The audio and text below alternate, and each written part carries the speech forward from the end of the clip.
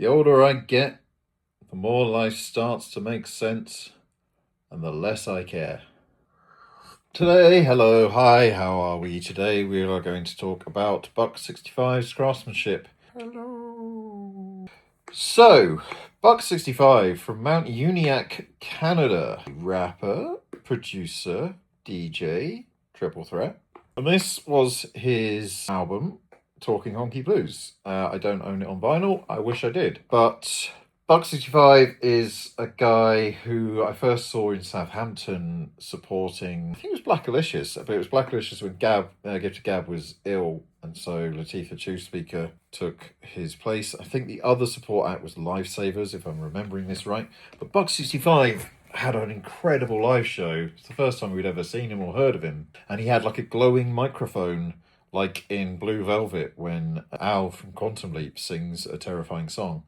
And that was his only lighting, and he had like fake snow in his pockets that he would like, and he'd do rapping. He'd go over to the turntable and scratch out a chorus and come back and do some more rapping, and we were just fucking amazed. We bought loads of CDs off him afterwards. At the time, it would have been Square, Vertex, Man Overboard. The song I'm going to talk about today, I haven't got to the song yet. The song we're talking about today is a song called Craftsmanship. Craftsmanship. Which is apparently hard for me to say. So on the previous albums, he was rapping like, or else I got a list of phony records to sell you. It was quite a high-pitched, weird voice like that. On this album, he starts rapping more like a Tom Waits. On the posters, it used to say that hip-hop's answer to Tom Waits. And it was a lot more deep and growling. What's he building in there? Yeah, 50-gallon drum, that's what I'm talking about. Usually I just sit in my window and listen to tapes. I got all kinds of tapes. So I had this like gruff kind of man of the people. The kind of guy who would fix your car and give you a haircut while you're at it. Not me. I could do either of those things. So it's that kind of vibe is definitely present on Talking Honky Blues. And this right here is Buck 65, which was like a compilation album that he redid a lot of songs from previous albums. Like the Centaur and stuff from Vertex. I still think Vertex is one of his best albums, though. If you are, none of them are on Spotify, but have a look on the internet, you'll find them. Vertex is great. Square is great. Anyway, this song is about Shoeshine Boy. Most folks spend their days daydreaming of finding clues. Most folks spend their days daydreaming of finding clues. My whole life I've been here at the train station shining shoes. I don't think he even sounds like that. It's just how he sounds in my head. My whole life I've been here at the train station shining shoes. I started when I was 9 on my own and taught myself. No complaints, I'm doing pretty good and I got my health. Memories and calluses. My hearing's probably next to go. I love that line. So there he's saying he's developed memories and calluses, but his hearing's probably next to go. That's an interesting line because it seems to suggest that memories and calluses have gone and his hearing's going to be next, but it's the opposite. It's saying memories and calluses are what he's created from shining shoes at the train station. But his hearing's probably next to go, probably because train stations are so loud. Trains, noise, and crowds. If you talk near your watch, it does stupid shit. No, not if you want it to. Sometimes I do a little handiwork for extra dough. But mostly this here is how I spend my time, and I've perfected a technique I call the dry shine. This song's a metaphor. Some guys use lots of water on the shoe, but then when it's out in the open air, it's gone in 10 minutes. That whole approach to the job is dumb. In fact, dollars to donuts, that customer won't be coming back. In any form of craft, you will slag off other people's way of doing things if you're like, nah, it's not going to work. I've perfected the style, And that's exactly what he's doing here. This is the most common mistake of the amateurs, going for big numbers to satisfy their managers. And that's where the metaphor is made most clear, because he's talking about people chasing the dollar. They're not going to last. And Buck 65 has lasted. He did have a big old break in the middle where he was mostly working as a radio DJ, I believe. He's back on rapping again now and making music. Changed his style a few times. There was that album Never Love. That was great. Just after he got divorced, it was a real sad breakup album, apart from one song in the middle. A bit like we were talking about when we were talking about Rosie's album from Blackpink. Breakup album all the way through, but to lift the tension, just like she does with Aperture, there's a song in the middle of his album called Super Pretty Naughty. Hilarious song. But the rest of the album soul crushing. If you've been dubbed, that's a fun one to wallow in your sadness. Anyway, the dry shine. The first thing I mean to do, and this part is very important, I clean the shoe. The residue and old polish to keep the shoe from being ruined. This is actually like a good technique to cleaning your shoes and like shining them. All you need to do is use a rag with some cleaning fluid. And if the shoe's all caked up with gunk, you need to think. The shoe can't breathe, and that's what causes the feet to stink. By the way, let's talk Maltese. Need to think, feet to stink. Previously, we had being ruined, cleaning fluid. Mean to do, clean the shoe. You know, it's good. It's good.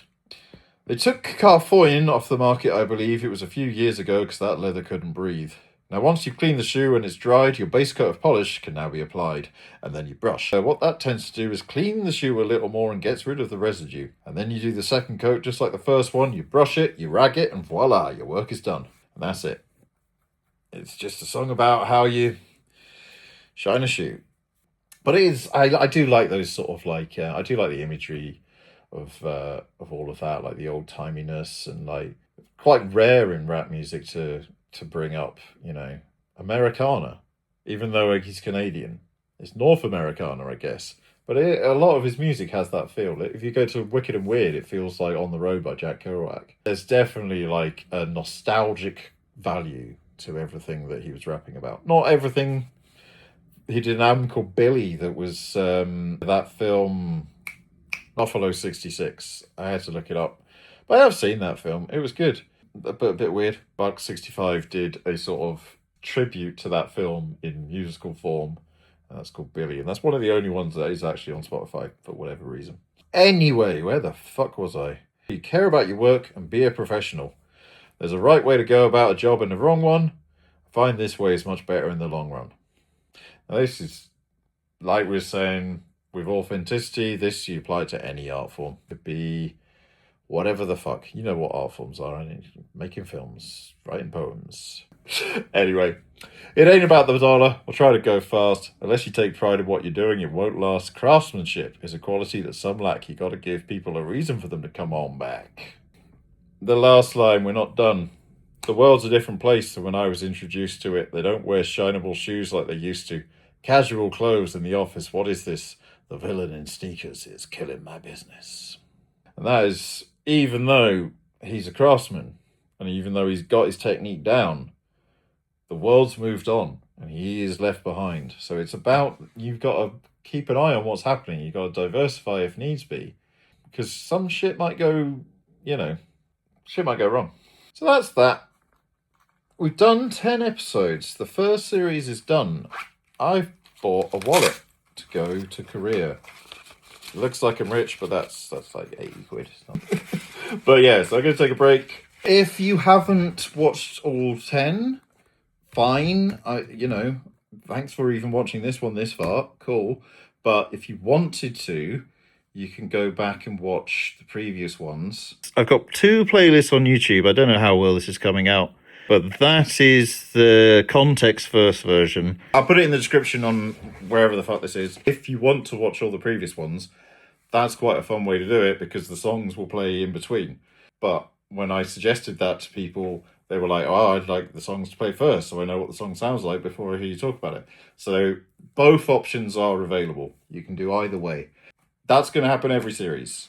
In between, we're going to do a thing called Reading Nook, and that is going to be a longer video where I talk about some classic literature, because why not? So the first book is going to be Twelfth Night by William Shakespeare.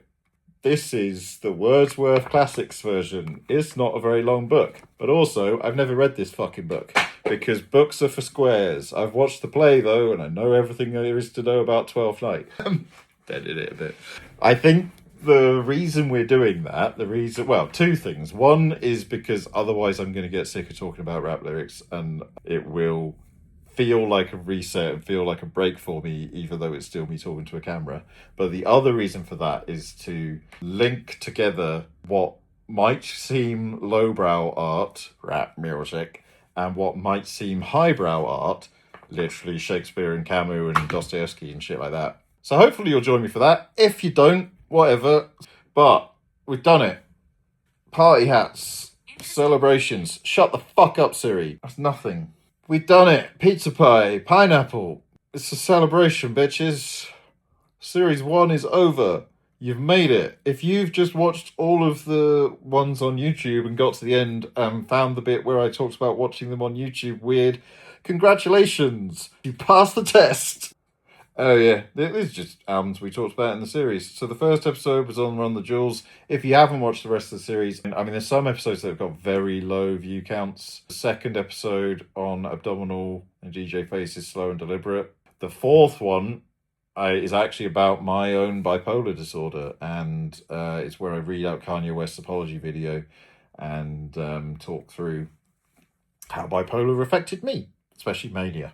But there is a chance you've already watched all of those and you've got to this point and now that's irritating, and I fully respect that.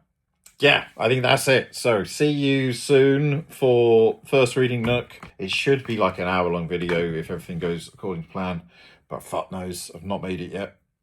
But next series of Mark My Words is planned. It will be coming whenever it comes. There's no release schedule for this, but I seem to be putting them out fairly regularly. So they just come out when they come out. This dinosaur is horrible. No, it's not a dinosaur because they are pterosaurs. These wings, so gross. They come out of blind boxes. I would not have picked this one. Okay, that's that. Goodbye, and we'll see you for reading Shakespeare, which is not going to be as dull as it sounds. Or if you already like Shakespeare, it's going to be as exciting as that sounds. See you when I see you.